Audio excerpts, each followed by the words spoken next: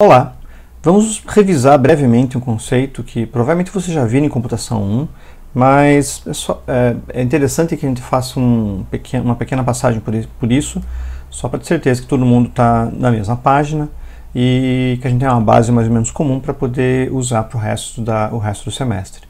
Vamos falar sobre vetores ou matrizes unidimensionais, que são basicamente maneiras que você tem para organizar melhor as suas variáveis quando elas têm muita coisa em comum, quando elas fazem parte basicamente da mesma variável, da mesma entidade, quando são componentes de alguma coisa. Na maioria das vezes você tem variáveis que são independentes, você tem 1 ou 2 ou 3 inteiros ou coisas assim, que acabam não sendo tão ligadas entre si. As variáveis são independentes, têm sua vida, você usa, até pode usá-las em conjunto, mas não necessariamente elas são as mesmas. Uma parte das vezes, porém, você tem variáveis que são extremamente relacionadas entre si.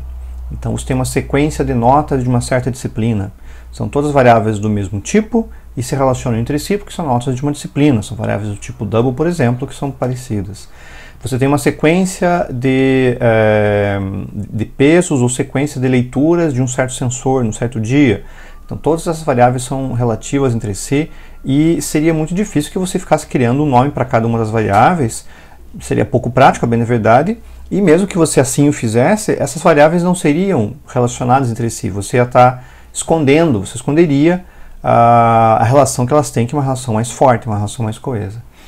Por isso, nós podemos usar um conceito de um vetor, que na realidade em C é uma matriz unidimensional, uma matriz de uma única dimensão, onde as variáveis todas compartilham o mesmo nome, têm o mesmo identificador, então você pode colocar leitura, métrica, nota, acrescido de um índice onde você vai ter diversas posições de memória, onde você pode colocar sequencialmente todas essas variáveis.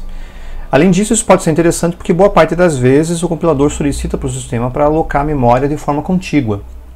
Então essas variáveis todas, digamos que você declare 10 inteiros, vão estar todas uma do lado da outra na memória do sistema.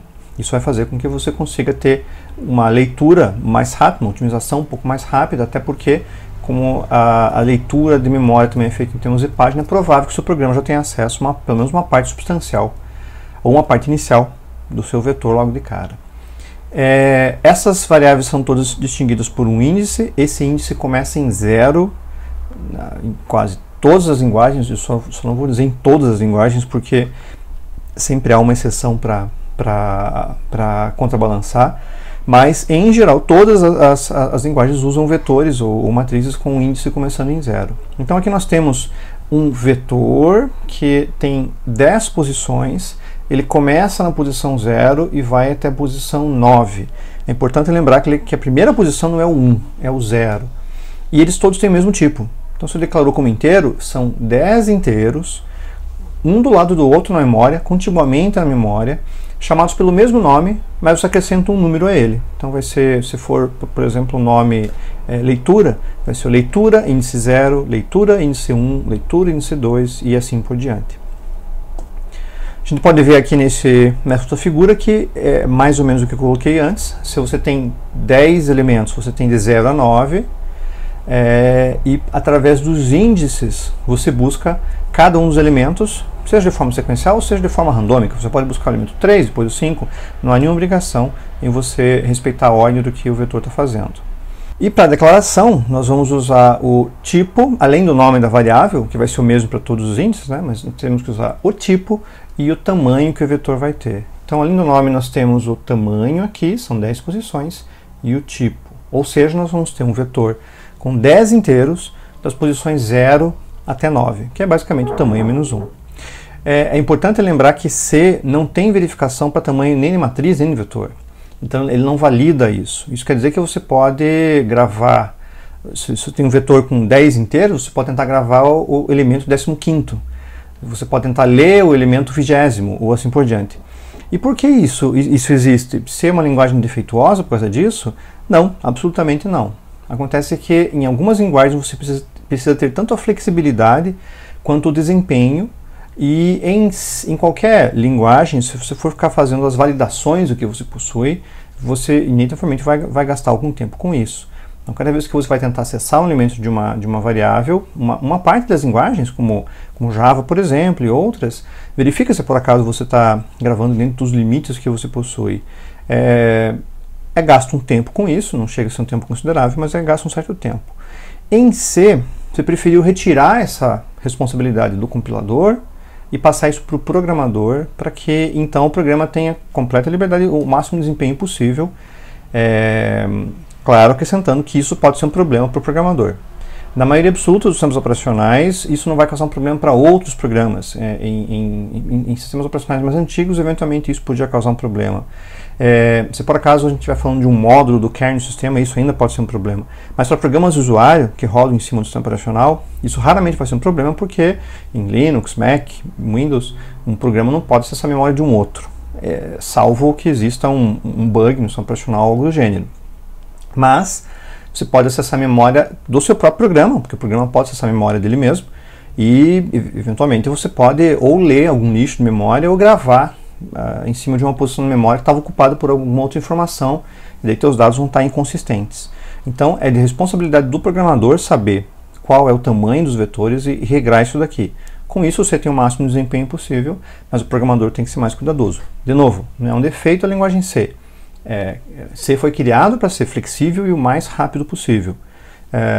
E para outras situações nós temos outras linguagens, como Java, Python e outras que daí cumprem bem funções mais específicas para quais foram projetadas.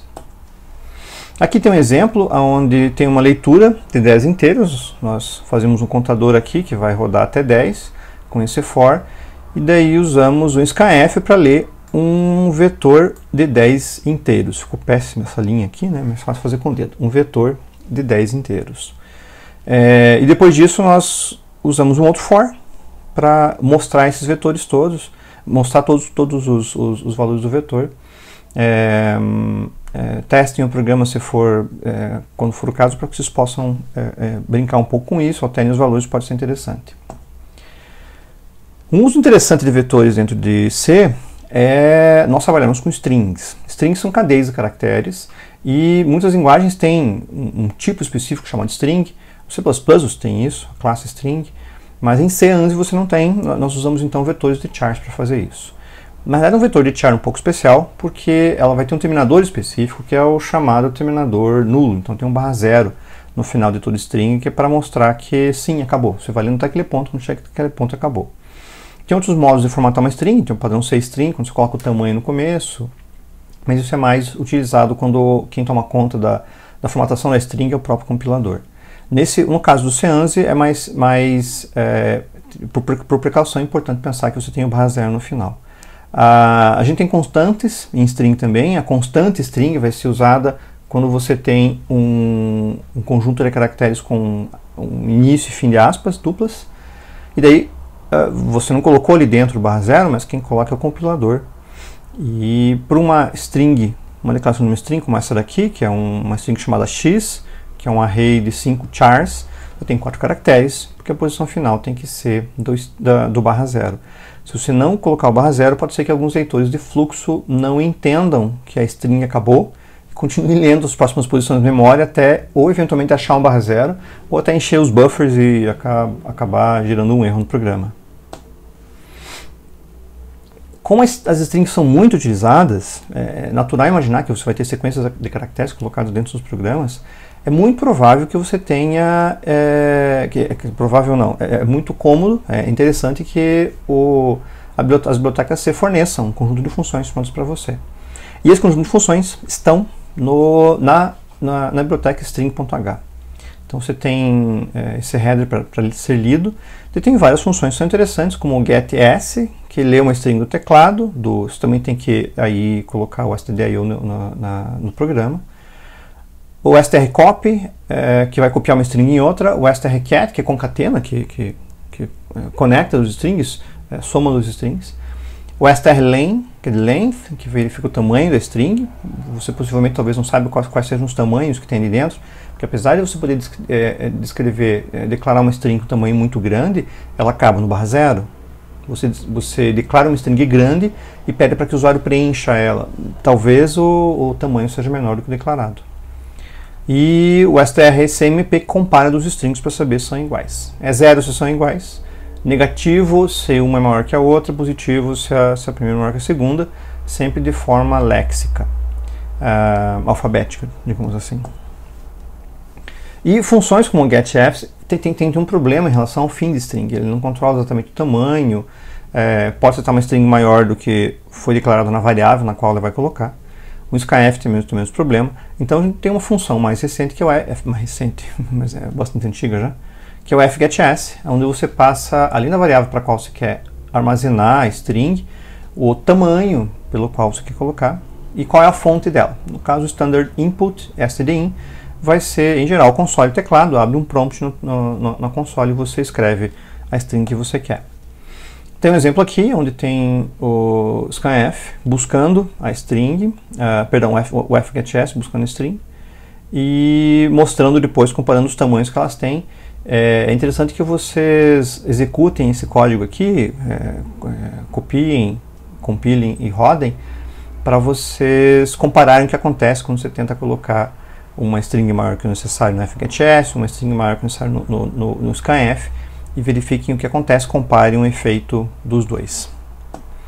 De forma geral, era só uma pequena revisão do que acontece com vetores e strings, e eu aconselho a vocês a tentar rodar os exemplos que estão colocados ali dentro, só para vocês revisarem um pouquinho do que vocês possivelmente já viram em relação a string e vetores.